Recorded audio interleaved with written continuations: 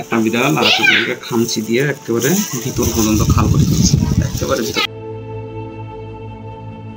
এখন আমরা এটা অপারেশন ঠিক করার চেষ্টা করবো।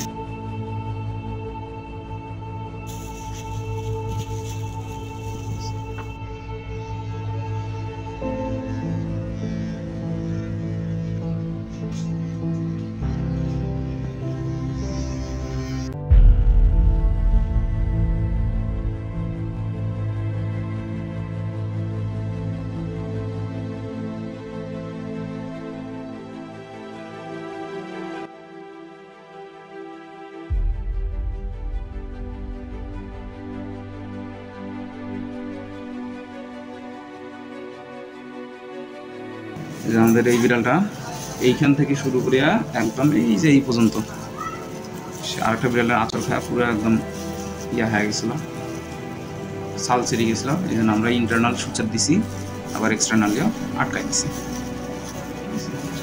ঠিক হয়ে যাবে, সমস্যা নেই।